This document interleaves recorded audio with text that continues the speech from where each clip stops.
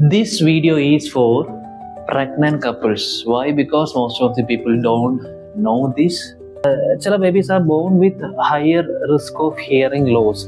അപ്പോൾ ഞാൻ ഈ പറയുന്ന റിസ്ക് ഫാക്ടേഴ്സ് നിങ്ങളുടെ കുഞ്ഞിനുണ്ടോ എന്നുള്ളത് എപ്പോഴും കോഷ്യസ് ആയിട്ടിരിക്കുക. മാസം തികയുന്നതിന് മുൻപ് പ്രസവിക്കേണ്ടി വരിക, അല്ലെങ്കിൽ നിങ്ങളുടെ കുഞ്ഞിന് വെയിറ്റ് കുറവാണ് എന്നുണ്ടെങ്കിൽ, കുഞ്ഞിന് എന്തെങ്കിലും ഇഷ്യൂസ് കാരണം NICU വയ്ക്കേണ്ടി വരിക, മേ ബി ചിലപ്പോൾ ജോണ്ടിസ് കാരണമായിരിക്കും, അല്ലെങ്കിൽ ബെർത്ത് അസ്ഫെക്സിയ, അതായത് ഡെലിവറി ടൈമിൽ കുഞ്ഞിന് ആവശ്യമായിട്ടുള്ള ഒരു ഓക്സിജൻ കിട്ടാതെ വരുന്ന ഒരു അവസ്ഥ. അപ്പം അങ്ങനത്തെ എന്തെങ്കിലും ഇഷ്യൂസ് കാരണം NICU വയ്ക്കേണ്ടി വരിക.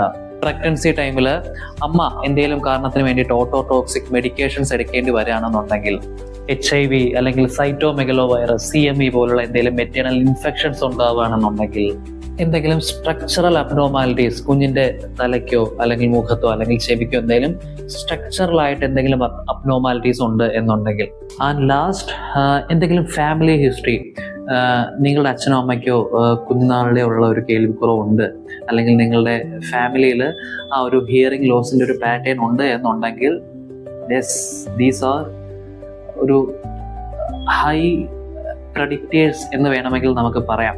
ഞാൻ ഈ പറഞ്ഞ ഏതെങ്കിലും ഒരു റിസ്ക് നിങ്ങളുടെ കുഞ്ഞിനുണ്ട് എന്നുണ്ടെങ്കിൽ പോലും പ്ലീസ് ഡോണ്ട് വെയിറ്റ്. കുഞ്ഞുങ്ങൾക്ക് വേണ്ടിയിട്ടുള്ള ഹിയറിംഗ് സ്ക്രീനിങ് നേരത്തെ തന്നെ സ്റ്റാർട്ട് ചെയ്യുക. സ്റ്റേ ഹെൽത്തി, നിങ്ങളുടെ കുഞ്ഞിനെയും ഹെൽത്തി ആയിട്ട് വച്ചിരിക്കുക. Happy delivery. ഓക്കെ.